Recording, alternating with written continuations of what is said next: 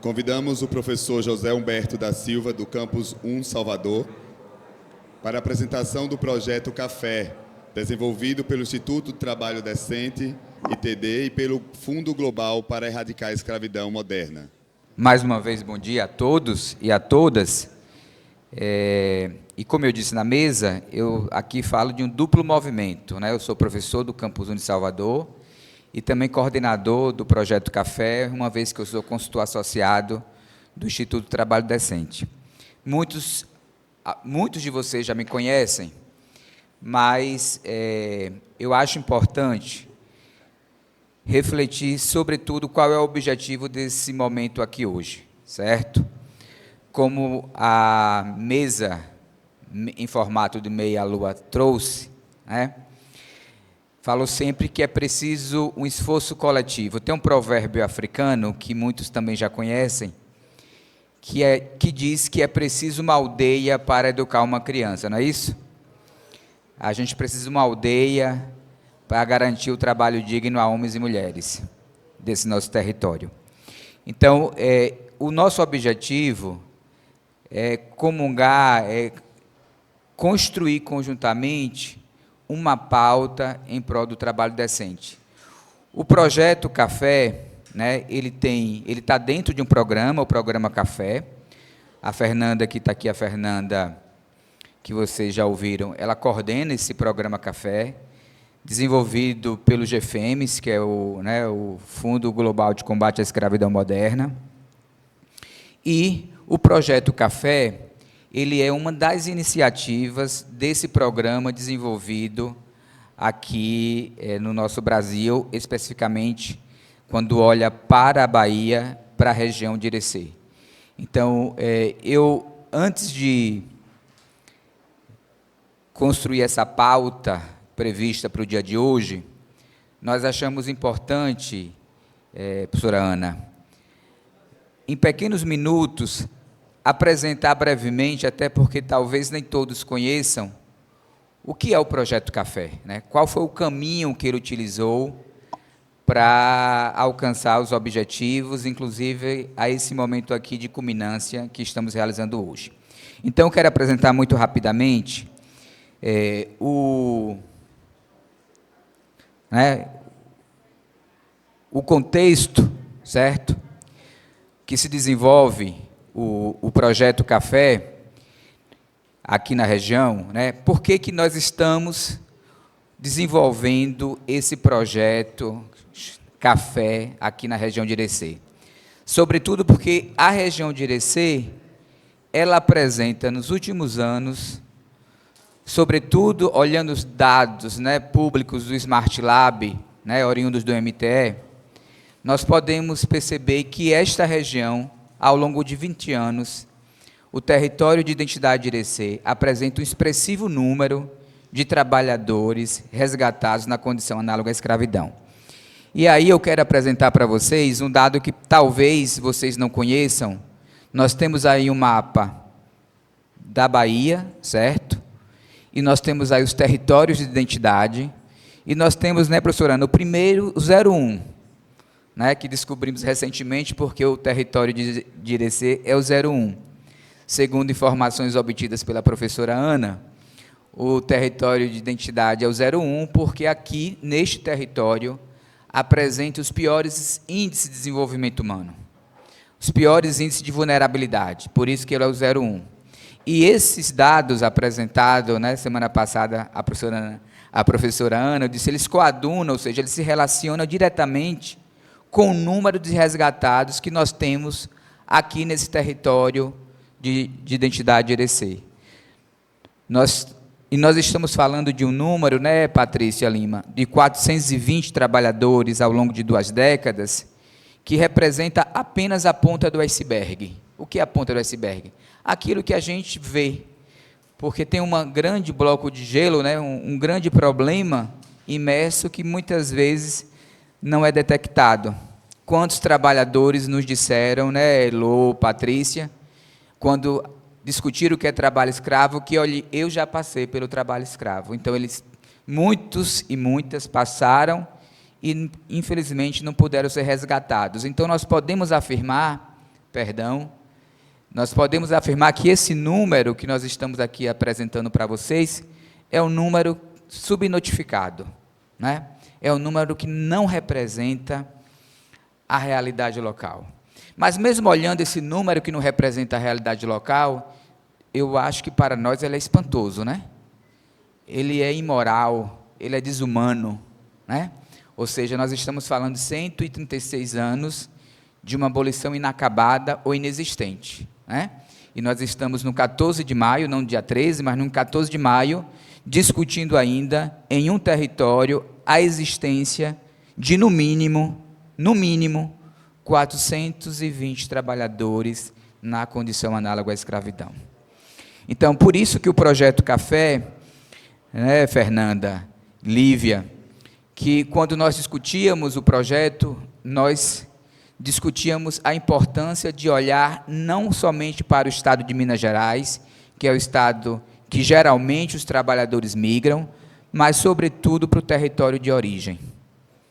Certo? Essa foi uma conquista desenvolvida pelo projeto. Inicialmente, nós havíamos, né, aventado a possibilidade, mas, ao longo da implementação, nós verificamos a importância e a necessidade gigantesca de olhar melhor para esse território.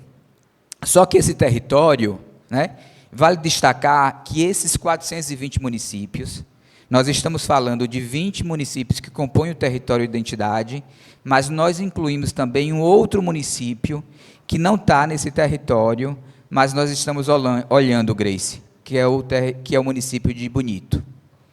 Por que Bonito entra aqui? Já eu apresento para vocês por que Bonito ele se tornou um município também inserido nessa contagem ao longo do processo. Mas, ou seja, nos 21 municípios, nos 20 municípios que compõem o território, mais o município de Bonito, que compõe o território da Chapada, nós podemos afirmar que temos esse número. Só que esse número que eu apresentei para vocês, dentro do projeto, nós fizemos um cruzamento que talvez vocês que estejam lá no fundo, vocês não consigam visualizá-lo. Mas o que é que nós fizemos? Veja, nós falamos que nós temos, no mínimo, 420 trabalhadores nas 2 últimas décadas que viveram a condição análoga à escravidão. Só que nós estamos falando desse número em todos os setores, em todas as cadeias produtivas. Então, qual foi o nosso desafio metodológico, Ana? Olhar como o café, a cadeia produtiva do café, como ela contribui, como ela insere, de que modo ela escraviza as pessoas. Né? Se a cadeia produtiva, se o café é esse ouro verde do século XIX, se é esse produto tão importante, exportador, um dos maiores, né, o café, o Brasil é o maior exportador do mundo do café, mas, ao mesmo tempo, a gente pode informar que ele é uma cadeia, né, que ele é um produto, uma cadeia, que insere muitos trabalhadores na condição análoga à escravidão. Então, nós começamos a olhar para esse número, tentando compreender como isso acontece aqui na região de Irecê. E aí tem uma tabela, que eu acho que vocês conseguem, né, observar. Antes, aqui nós temos o ranking dos municípios, tá? Para que vocês entendam, desses 420, nós listamos essa tabela aí, município por município, esses 20 municípios. Então, vocês aí das diferentes cidades, eu quero que vocês olhem, é um teste de miopia, mas eu quero que vocês olhem para essa tabela, tentando aí identificar os seus municípios, né? Sobretudo os 5 municípios que estão aqui. Nós temos Irecê, nós temos Lapão, São Gabriel, Canarana e nós temos Bonito. Então, esses 420 aí, aquele número que eu apresentei na tabela, naquele mapa anterior. E na cadeia do café, né? Ou seja, esse número é de todas as cadeias, todos os setores. E o que é que nós podemos informar? O que é que nós temos de dados científicos sobre o café, sobre a cadeia produtiva do café?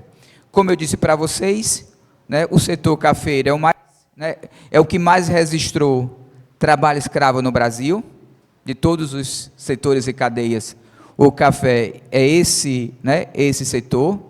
Minas Gerais, professora Lívia, como a professora Lívia já trouxe, é o estado que mais produziu café, mas, ao mesmo tempo, é também o estado que tem fazendas que inserem trabalhadores na condição análoga à escravidão.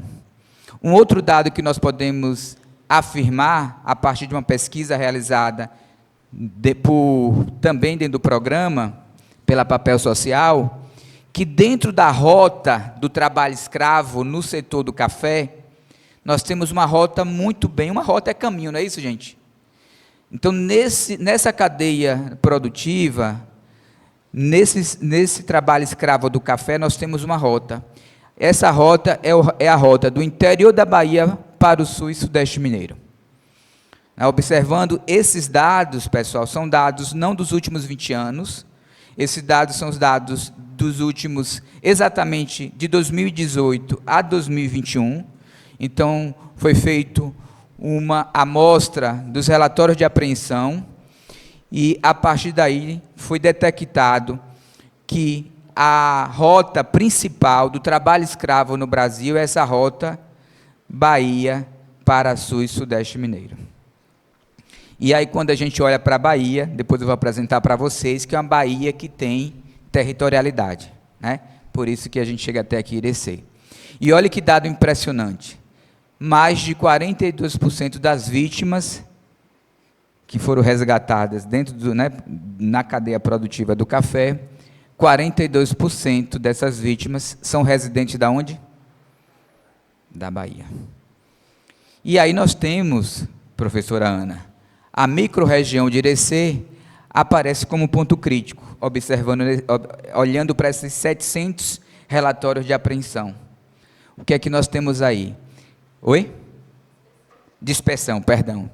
O que é que nós temos aí? Nós temos 13% das residências e 20% das naturalidades. Ou seja, no momento, no momento que a inspeção chega, que observa, ela pôde detectar que uma parte afirma que reside na região de Irecê e uma outra parte desses sujeitos resgatados tem naturalidade de Irecê, ou seja, alguns podem não mais morar aqui, inclusive em Irecê, no território de Irecê, mas eles nasceram em Irecê. Então, nós temos trabalhadores, não só que afirmaram morar aqui no território, como nós temos também trabalhadores que são naturais daqui da região de Irecê. E por isso que nós construímos uma outra tabela, que também é um novo teste de miopia aí, para que vocês acordem logo mais para o coffee break. Veja, qual foi o cruzamento que nós fizemos a partir desses dados? Veja, nós estamos falando apenas do café. Esse dado é o dado de apreensão no setor do café. Aqueles 420, nós estamos falando de todos os setores produtivos brasileiros. Veja, consegue observar o município de vocês aí? Todo mundo consegue observar? O que é que nós podemos afirmar? Vejam só, consegue, olha, nós temos Canarana, São Gabriel, Lapão, Utinga, Irecê. Olha, nós temos, olha que coisa interessante, professora Ana, dos 20 municípios, nós temos 18 dos 20 do território de identidade Irecê que tiveram trabalhadores resgatados, seja de residência, ou seja, de naturalidade.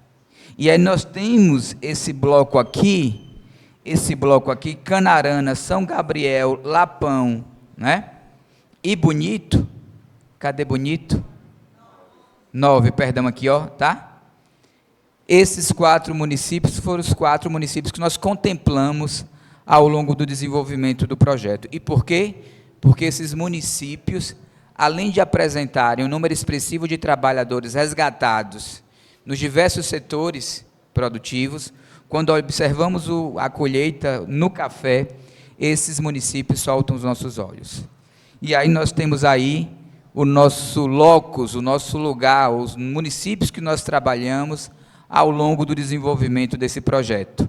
Então, eu quero aqui saudar todos os participantes desses 4 municípios, porque nós chegamos, né, os forasteiros, os outsiders que chegaram o ano passado, o ano retrasado na região, e muitas pessoas perguntavam, quem são esses, né, prefeito? E nós ligávamos, batia na porta, explicava. Foi todo um trabalho paulatino, cuidadoso, professora Deise, porque nós estávamos tentando apresentar uma pauta, como eu disse no momento anterior, que muitas vezes naturalizava o processo ou era praticamente invisível. Então, nós, né, nesse momento que apresentamos aqui esses 4 municípios, nós queremos aqui, em nome do Instituto, agradecer imensamente por nos terem acolhido e comprado. Inicialmente era nossa essa pauta, mas eu entendo hoje que a pauta é uma pauta conjunta aqui nesse momento. E aí, eu quero já saltar para vocês, pular um outro momento, que vocês já conhecem aqui, né?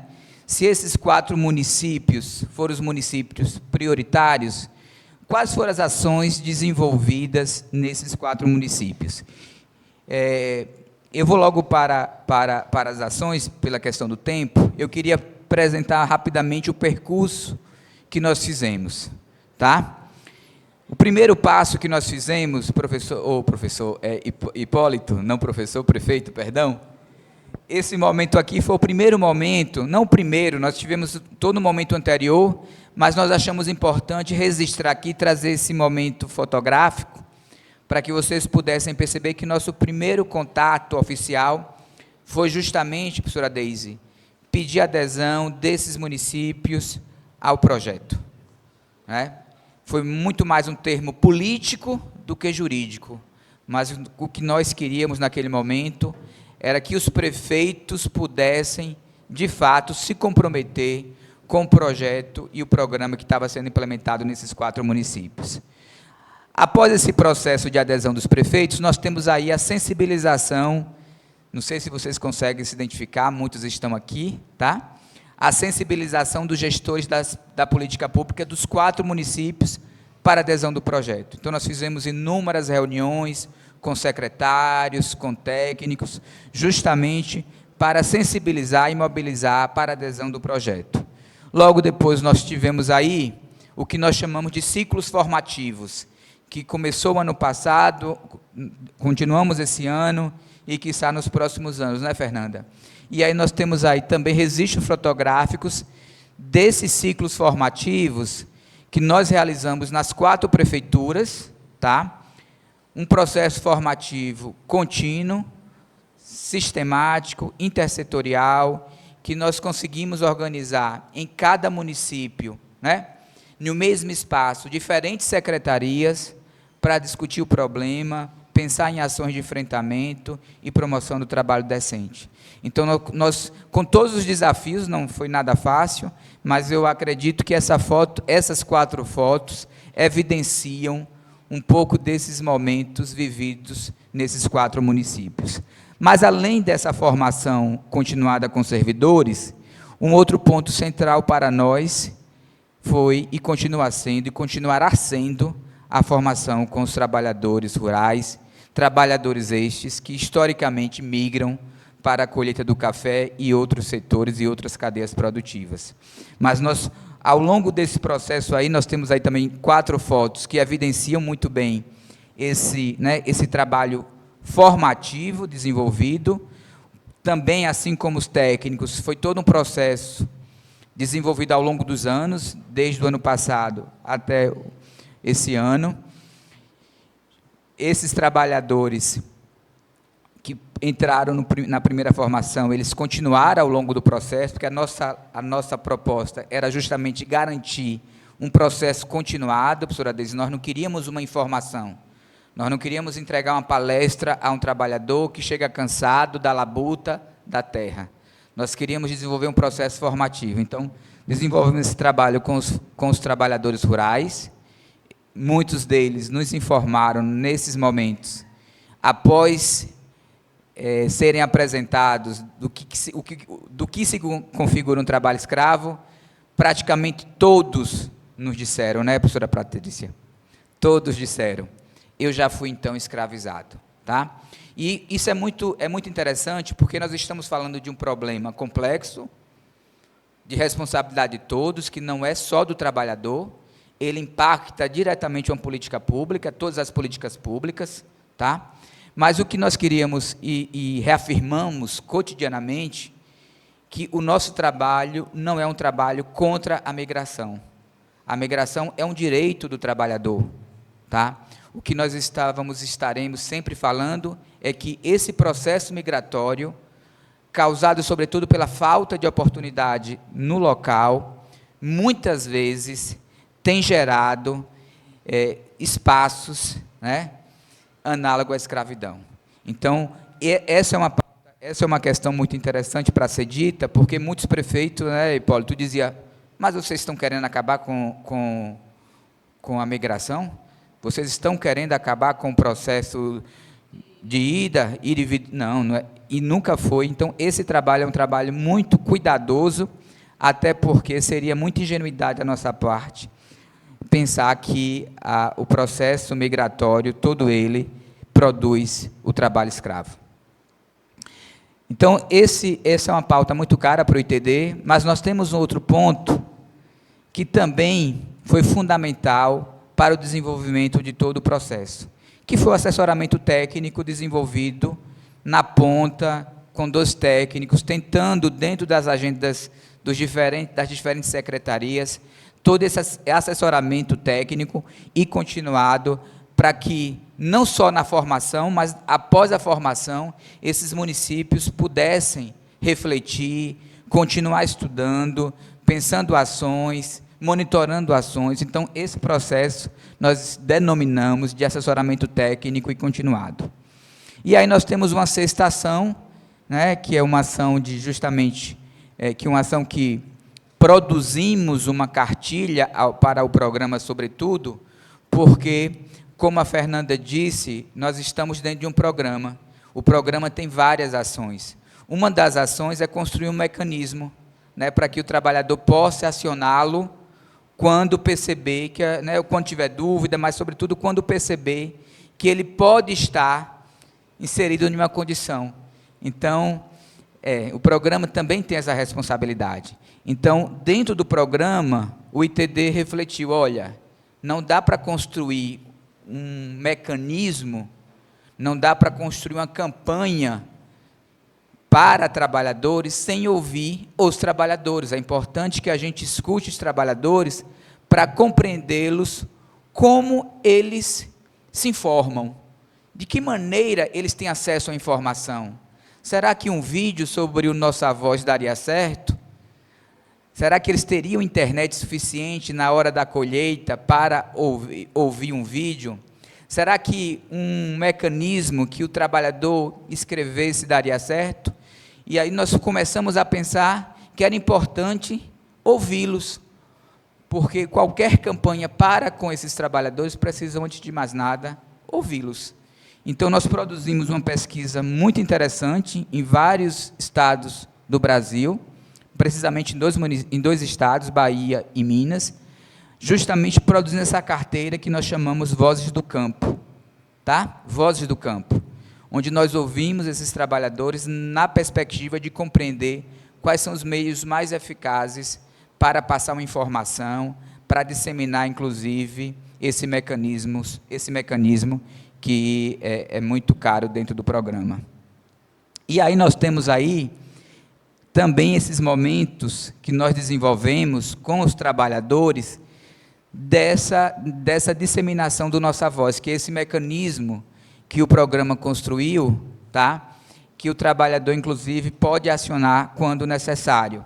E aí nós temos aí 2 fotos ilustrativas de Canarana, né? As 2 estão em Canarana, é isso? São as 2 fotos de Canarana, que tem aqui uma profissional, que a Poli da Contar, é essa pessoa, inclusive, que recebe, tá certo? Recebe quando o trabalhador aciona o mecanismo, é essa profissional poliana.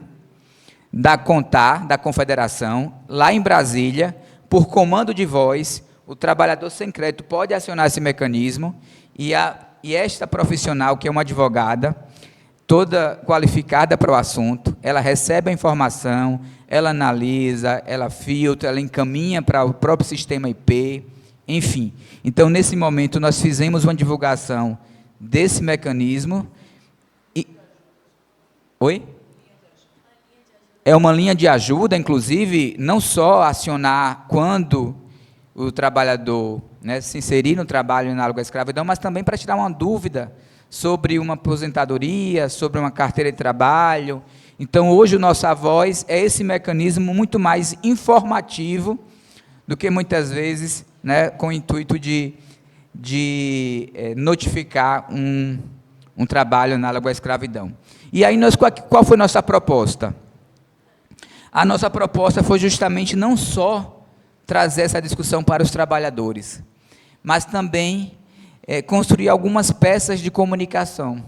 E aí nós disponibilizamos aqui, não sei se vocês conseguem visualizar, uma marmita, inclusive que no fundo dessa marmita tem lá o telefone 0800, tá? Então, todo trabalhador, né, que está no projeto, ele pode, inclusive, né, qualquer momento, acionar esse mecanismo. E tivemos todo um cuidado com essa marmita para não expor esse trabalhador, por isso que o telefone ficou aqui, ó, perdão. Essa marmita, ela ficou, inclusive, esse número no fundo da marmita, sobretudo pensando aí na proteção desse trabalhador e dessa trabalhadora.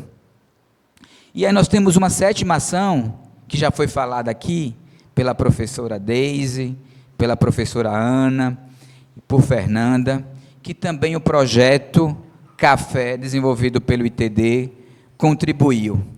Sobretudo, né, na mediação e apoio na implementação da primeira clínica, a primeira aqui na Bahia, tá? Ela está sendo implementada aqui na região de Irecê. Né?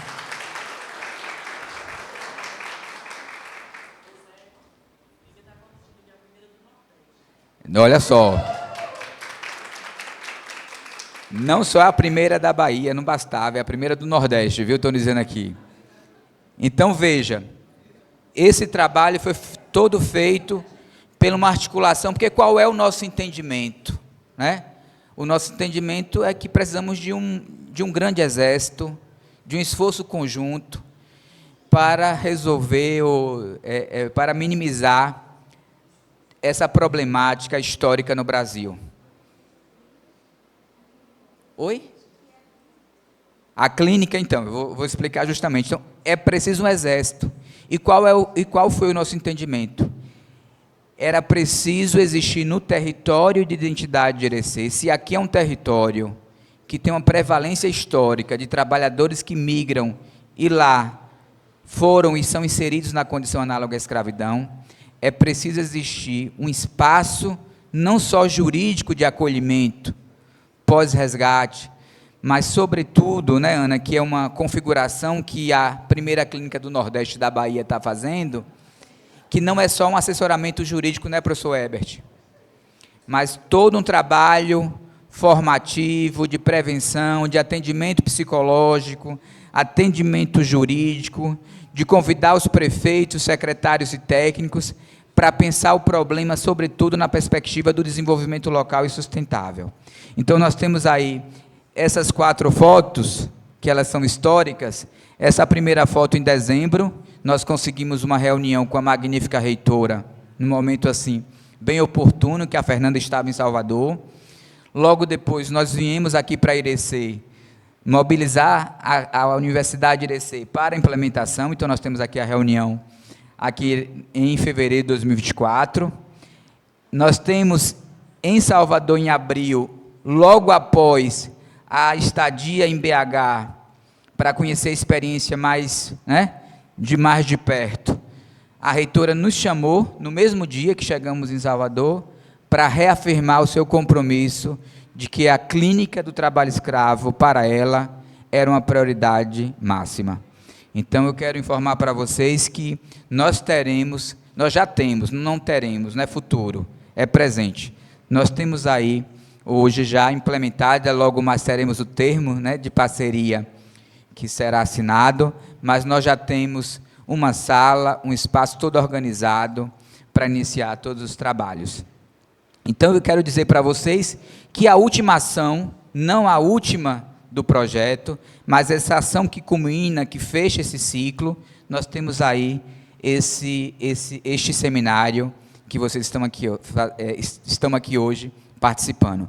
Então, para nós era e continua sendo muito estratégico que nós pudéssemos construir um espaço para que os municípios pudessem falar daquilo que já estão fazendo a partir da intervenção, a partir dos processos formativos que estão acontecendo na ponta. Então, esse seminário é um seminário desenvolvido para vocês do território, tá? Sobretudo, não só para pensar o trabalho escravo, ele é um problema sério, complexo, histórico, produzido pelas relações e tensões do capitalismo da sociedade presente, mas nós precisamos pensar na antítese, ou seja, no oposto disso, que é o trabalho decente. Então, esse momento, mais do que refletir esse dado, esse número e essa realidade triste, ele é um momento muito mais para pensar na proposição. Então, esse é o nosso convite, tá? Para que a gente transforme esse espaço, um espaço de reflexão e proposição para uma agenda de promoção do trabalho decente. Então, eu queria finalizar essa apresentação convidando vocês a assistir um vídeo produzido por Renato aqui, que você já conhece da região, tá? Que marca, né? Relata um pouco desse processo. Não é todo o processo, mas é uma parte desse processo, e eu queria que vocês pudessem assistir com muito carinho esse momento. É isso. Muito obrigado, viu?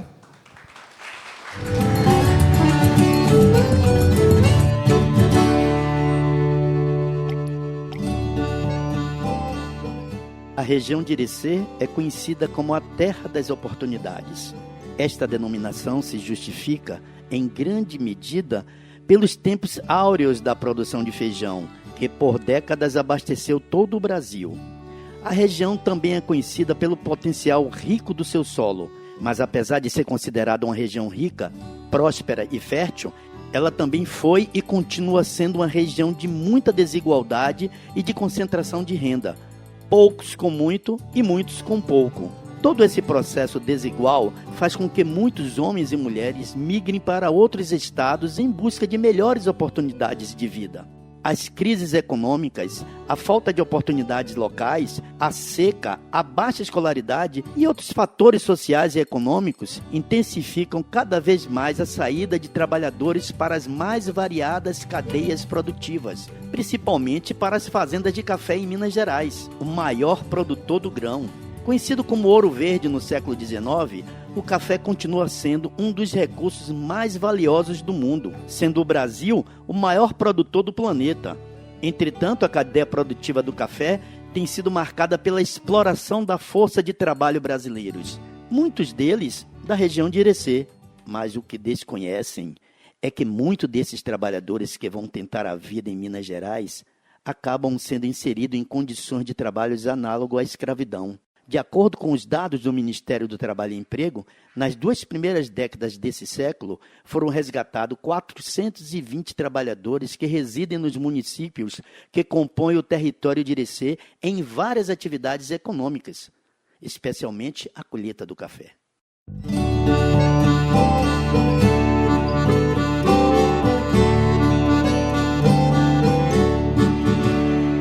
Nós trabalhamos com mamona, plantando mamona na roça. Se chover, tem a mamona. Se não chover, não tem. Aqui mesmo já está morrendo já, ó. 2 quebras aqui, pronto. Já acaba. É o motivo que nós vai sair para o meio do mundo. Porque lá desse período já é o período de café, de panha de café. Se aqui dá 2 quebras, dá tempo nós ainda pegar a planta do café ainda. Então, é falta de quê? É oportunidade. Aqui a gente trabalha para si mesmo manter. Nós não trabalhamos para os outros, nós trabalhamos para si mesmo. Então, O que é que nós vamos colocar o pão de cada dia na mesa? É do trabalho. Se não tem oportunidade, nós temos que sair no meio do mundo. Não tem chuva, para ver a filha chorando, pedindo um pão ou uma bolacha e não tiver, é aí que faz a gente sair para o meio do mundo. É falta de oportunidade.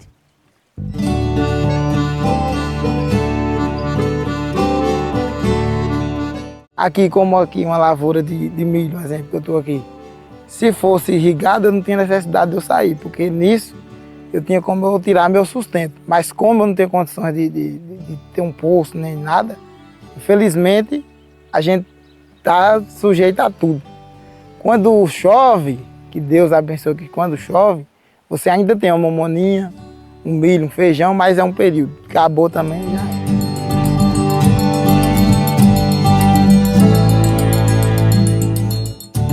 Eu estou indo atrás de objetivo, falta de oportunidade que a nossa região não tem por aqui. A família fica para trás. A gente vai correr atrás dos recursos lá para manter a família por aqui, não é? Se a gente tivesse uma oportunidade aqui, a gente não iria, né? Tem que ter oportunidade de alguém, através de uma prefeitura, de outros meios aí. A agricultura tá pouco, a chuva foi boa, mas não deu a safra suficiente para a gente. Então tem que correr atrás de outros objetivos lá fora.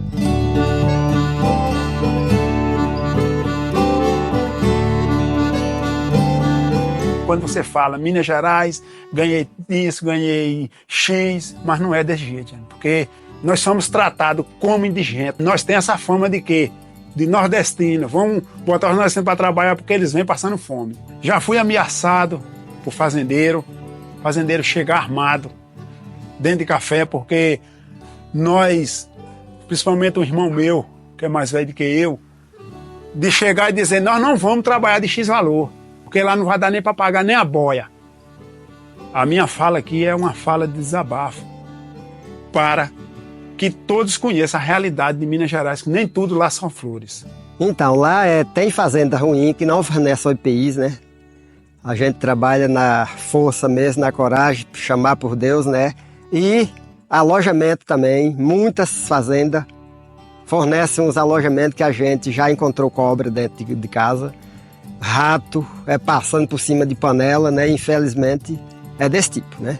O programa Café, ele nasce de uma parceria entre o Fundo Global para Erradicar a Escravidão Moderna, o GFAMES, e o governo americano para implementar aqui no Brasil um programa de cooperação técnica internacional voltado a promover o trabalho decente e a erradicar o trabalho análogo ao de escravo na cadeia produtiva do café, que foi escolhida no âmbito desse programa como um piloto, né, a ser objeto aí de iniciativas, principalmente de prevenção à escravidão contemporânea em cadeias produtivas.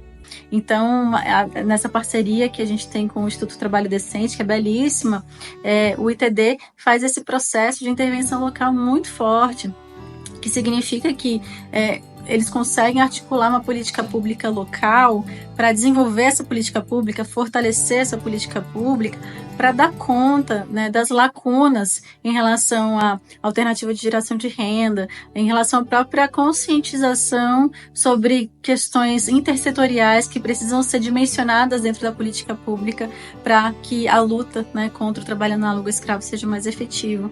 E, além disso, a mobilização e engajamento de trabalhadores nessa origem, que é fundamental.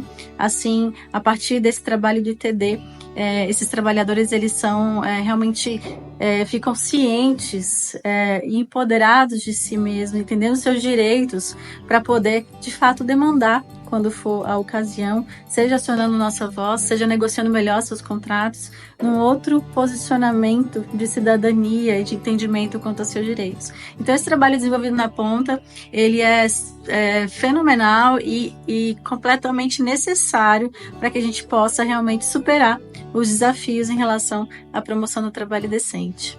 O projeto desenvolvido pelo ITD aqui na região de Irecê é uma das ações do programa Café. Ele é desenvolvido aqui na região de Irecê porque esta região, ao longo dos anos, apresenta um número expressivo de trabalhadores resgatados na condição análoga à escravidão.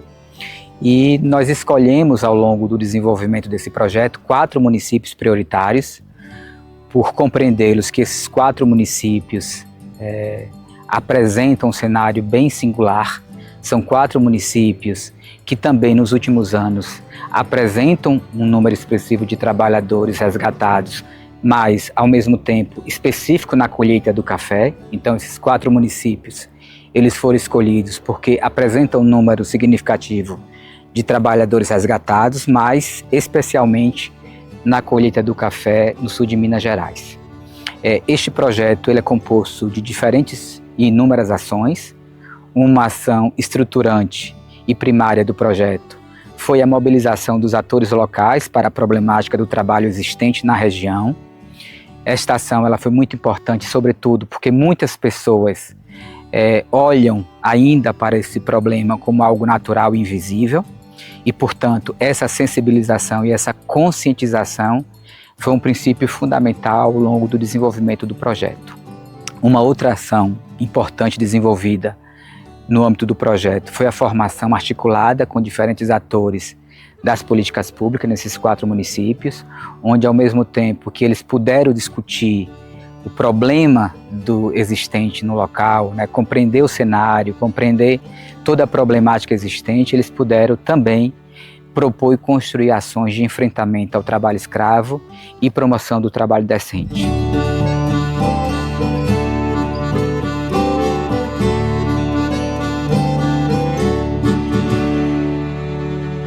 A Prefeitura de São Gabriel, junto com as secretarias de Assistência Social, Agricultura, Educação e Saúde, tem tomado algumas providências legais, que é a capacitação via o ITD.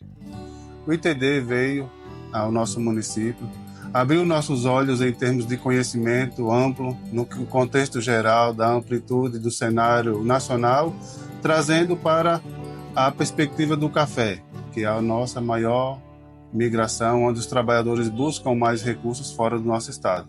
Dentro desse sentido, nós, da Secretaria de Assistência Social, buscou saber mais do contexto social de cada trabalhador, de suas famílias, do contexto do Bolsa Família nas escolas, da evasão escolar. Com isso, a Secretaria de Educação buscou saber da evasão escolar dos adolescentes, dos pais que levam a família também. Acontece também as questões de saúde. O pessoal vem de algumas fazendas, alguns trabalhos insalubres, sofre lá. Não de imediato ele sofre a questão de saúde. Posteriormente chega ao nosso município e as consequências daquele trabalho inadequado acabam afetando a sua saúde. Aí, dentro desse contexto, a Secretaria de Agricultura e Meio Ambiente vem buscando, junto com esses trabalhadores, alguma forma de minimizar as perdas financeiras ao decorrer do ano. Questões de seca, questões de perda de lavoura e também questões de evasão ou êxodo rural. O pessoal não está mais querendo trabalhar nas pequenas propriedades, buscam uma perspectiva de vida melhor nas fazendas. Aí dentro disso, nós da Prefeitura, nas secretarias, abraçamos o trabalho do ITD de forma ampla. Como a gente fez algumas reuniões, algumas capacitações bem proveitosas com Heloísa, com Patrícia, que veio com a gente aqui, passo a passo, com calma, com vídeos, com materiais, com exemplos, com dedicação mesmo. A gente viu que a gente poderia melhorar o nosso contexto. A gente não tinha consciência, né, não tinha noção da realidade em si dos trabalhadores irem para o café, porque muitas vezes é algo que não é notificado para a Unidade Básica de Saúde, para a Vigilância Saúde do Trabalhador. Muitas vezes eles nem precisam desse resgate do município, né? Eles lá, durante a ida para a lavoura do café, eles guardam seus recursos para poder voltar do mesmo modo para ir. Então é algo que a comunidade não tem ciência, né? E quando chegou o Instituto Trabalho Decente trazendo essas informações, foi algo esclarecedor, principalmente para nos mostrar, né, a importância de a gente desenvolver ações e para que essas famílias compreendam, né, que terá o trabalho assistencial não só da Secretaria de Saúde, mas também do que compete à assistência social, à educação, não só visando a garantia de direito, mas também de capacitação, de mão de obra, para que não precise ir para uma cidade tão distante, para outro estado, né? Nós, servidores do município de Canarã, estamos buscando, através das parcerias com as secretarias, melhorar a qualidade de vida desses trabalhadores rurais. Então, fazendo o quê? Entrevistas com as famílias diariamente, evitando o acesso dele a outras atividades, né, de trabalho escravo, e orientando quais são os direitos para cada família. Né? Isso a gente tem feito através de palestras, através de conversas e rodas de bate-papo, entre outras áreas. Uma outra ação importante desenvolvida no âmbito do projeto foi a formação com os trabalhadores rurais. Esta ação é uma ação muito cara para o ITD, por compreender que este é um público prioritário quando se pensa o trabalho escravo, quando se pensa ações de enfrentamento. Então, ao longo dos anos, esses trabalhadores puderam passar por todo um processo formativo e continuado, que debateu, apresentou, analisou toda a problemática do trabalho escravo e, ao mesmo tempo, se apropriaram de todos os seus direitos enquanto trabalhador rural. Essa atividade é extremamente importante porque a gente leva a informação para os trabalhadores. Normalmente a gente faz a discussão sobre essa temática em várias instâncias, mas a gente entende que o trabalhador ele precisa conhecer os seus direitos, ele também precisa ser envolvido no debate do enfrentamento ao trabalho escravo e da promoção do trabalho decente. E são momentos também de uma troca muito rica, porque eles trazem as vivências deles enquanto trabalhadores que passam pela situação de imigração, nos dizem como essa realidade está na prática e também são transformados em agentes, porque para além de cada trabalhador e trabalhadora que ouve, a gente sabe que eles levam isso para as suas famílias, para as suas relações de amizade e para a sua comunidade. E a informação é um instrumento extremamente importante na prevenção da violação que o trabalho escravo representa. Então a gente considera que fazer formação com trabalhadores é uma estratégia de enfrentamento ao trabalho escravo e promoção do trabalho decente que tem a efetividade de dialogar com aquelas pessoas que estão vulneráveis a essa prática e, a partir da informação, podem se precaver ou saber onde buscar ou mesmo agora tem elementos para identificar a ocorrência dessa prática.